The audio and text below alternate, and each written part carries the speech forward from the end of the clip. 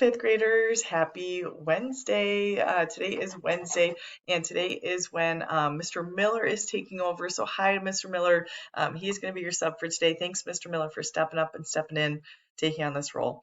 Now, I hope my fifth graders are helpful. I hope they are respectful, and I hope they are kind. Oh, sorry, Mac is in the background there. Now, when you are starting today you're going to review forces. Now, this is for those science MCAs. Now, remember, we start those next week. So we'll talk more on Friday when I am back about that and what that is going to look like. So again, science MCAs next week. That's why we're doing lots of random review this week to help us prepare for that. Now, the first way you're going to review forces today is through an article. Now, this article, Mr. Miller is going to help either read aloud or have some student volunteers help read aloud. It's just this first half of this page. Sorry, Mac is getting kind of grumpy in the background.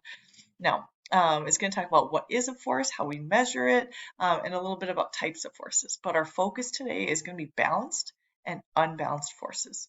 Now, balanced forces happen when two or more forces acting on something are equal and in the opposite direction. So, for example, here we've got two teams playing tug of war. One team is pulling with 300 newtons of force this direction. The other team is pulling with 300 newtons of force in the opposite direction. This means they're both pulling with the same amount of force, but in opposite directions, so no one's going to move. Now, in this one here, one team gets a little bit more force with 400 newtons of force, and they are able to pull the other team and win that match. So then you're going to have a couple questions. So again, the article is going to be all together. Again, Mr. Miller will read, or he will have some student volunteers read aloud. Then the questions we're going to read, and those are going to be on your own. Okay, please make sure you turn them into the turn-in tower when you are done. Once you are done with that, you are going to grab your headphones for your Edpuzzle. Now, again, it is a Generation Genius Dr. Jeff video, so this one's about 10 minutes in length, but it's all about balanced and unbalanced forces. So they'll have some nice questions within there that you can finish. Now, before you go on to MobyMax today, I want you to make sure that you're all caught up on all your Edpuzzle videos. Okay, now some of you got close to done, but maybe not all the way done with some of them, or maybe you were gone for a day. So what I would like you to do is to go back, and I would like you to look at maybe Tuesday, maybe Monday, and see, did you do your natural resources one, your water cycle one, and then today is the forces one. So please make sure you get all of your Edpuzzle videos done first before going on to your MobyMax for forces. Now, when you're on your MobyMax, today's is forces. Oops, sorry.